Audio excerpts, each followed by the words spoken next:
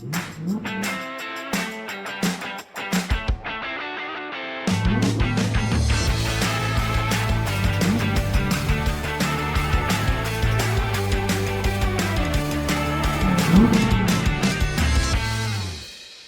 so we're back again, like a fast pit stop. We've changed it around and we've got another racing driver. We've got Ruben Stanislaus here. Ruben, how are you today? I'm very good, thank you. Yourself?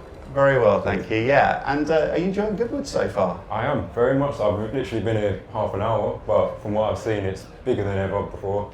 Loads more cars, loads more stands, loads more people, and a lot more younger people as well, which is good to see. That's good to see, isn't it? Yeah, absolutely. And we've been here for a couple of days, and yeah, no, it's really good. We've had some young people on the racing sim, raising money for Halo, and it's been fantastic to see. So yeah, the next generation is very much coming through, which leads us to you, yes. The next generation coming through.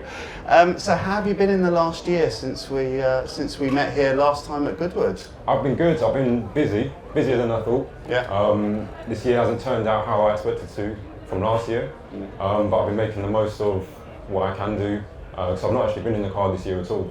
So obviously coming from last year, winning a championship, coming vice champion in another one, you would have thought I'd be in a car this year, but obviously finances didn't come through, and it's about doing what I can off the track and progressing as well, because I could have done a championship in a lesser car, in a less respected championship, but I don't think that's fair on myself or to my sponsors either. Yeah. Because we came in at quite a high level in the Pragas, so it's going to be difficult to beat that for what I do in the future, but it's all about progression, and I'd rather take a year out, focus on coaching, training, so I'm ready for next year to go all out and smash it again. Yeah.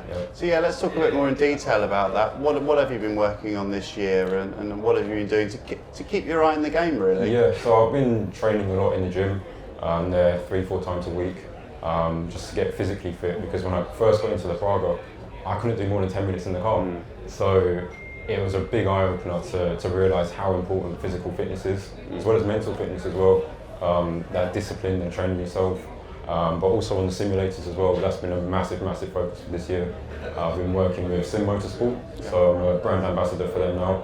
Yeah. And I'm also coaching a lot of people on the sims as well.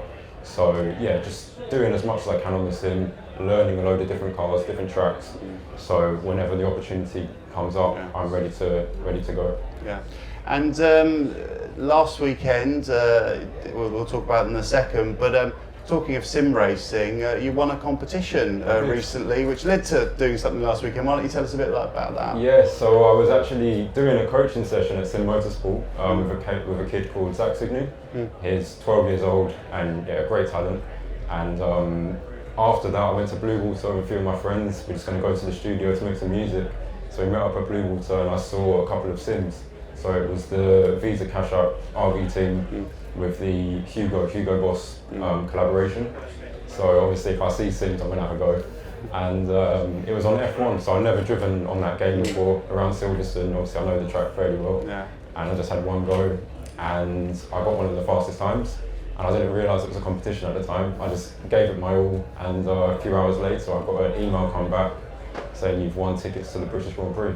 So fantastic. And what a British Grand Prix it was. And of course there's a lovely link there, because a couple of years ago you did a documentary called Born to Race, yes. And the gentleman you got to interview actually won the race, which was Lewis Hamilton. Yes. So a bit of a full circle moment there, really, to see Lewis win his first race in 2.5 years. What was that like at Silverstone last weekend? It was awesome. I mean, from when I interviewed Lewis, that was a bit of a life-changing moment, because that's been my hero since I was 3 years old.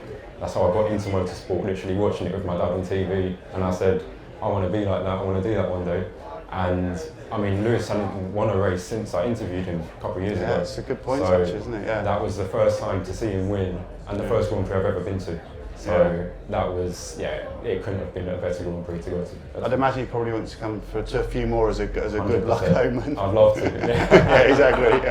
Yeah, we'll try and sell that one to Lewis. Yes. And so what does the future hold? Obviously, you say this season has not turned out the way you want to be, but you've been working on it. What's the plans for the future and next season? So right now it's just getting sponsors on board, networking, meeting as many people as I can, and bringing value to other people as well. Yeah. So next year I'm hoping to be in a GT car, whether it be GT4, GT3, Super Trofeo, something like that. The Formula route, I've shifted my focus from that because obviously every kid wants to be in Formula One, and then you get into racing, you do it for a few years, you love it, and then you realise it's very expensive. So if you haven't got millions in the bank or a massive family business that can, push you through, it's just not realistic. Yeah. So although I love to do it, my focus is on GT racing, LMP racing, because I also love that as well. And you can see a clear career path in that, whether it be through gentleman drivers, you've got a Pro-Am series as well. So it's a lot more accessible, and it's just trying to find ways into that house, whether it's through the front door, through the back door, through the window. I've got to find a way in and make it work. Yeah, which is the right attitude to have ultimately, isn't it? And you're right, I mean, motorsport, we see the 20 drivers in Formula One, and there's still a statistic. I think there's only about 700 people that have ever raced in Formula One, let alone won anything in Formula One. So it's a niche club, but there are so many great careers out there. Exactly. And I suppose from your side, what are you doing outside of racing in terms of what are you able to offer sponsors at the moment to join Ruben on the journey to get into next season? Yeah, so it goes far further than a sticker on a car, because nowadays that's simply not enough. A big eye opener was the importance of social media. So I've been pushing my social media. I've been on TikTok, Instagram, YouTube. Got over 5,000 followers combined on all of that. Over 1 million likes altogether. And views, and it's a lot of social media work. So obviously having a car that I can put a company on is a big point, but to be able to publish that to my own audience, people of the younger generation as well, so if it's trying to break into a different demographic, and just show a product from a different angle and a very unique perspective, that's something that I can do, and pushing to build my audience. Yeah. And just before we finish, obviously you and I were teammates a couple of weeks ago at the Damon Hill Karting Challenge. How did you find that? That was awesome. Yeah, it was awesome. I mean, racing against Damon Hill, I don't think he knows it, but I got a move on him on the GoPro on the first corner. I saw it, and I know you guys were calling me into the pits, but I didn't realise at the time. It's only when I saw Kaz on the last lap, and I saw Damon literally probably from here until the end of this garage. And I saw him, and I was going on to my last lap, and I saw that corner there, and I thought I have to pass Damon before I come in. Yeah, you got to do it. No. You were forgiven. Don't worry. Don't worry. You were forgiven. And if you have got a copy of that video, I'll make sure he gets 100%. it. No, that's great. Well, thanks so much for joining us again, Ruben. I hope you have a good rest of the day at Goodwood. And will you be able to go on our sim later on, see if you can get the fastest time? Brilliant, excellent. Okay, well, thanks very much. Thank you.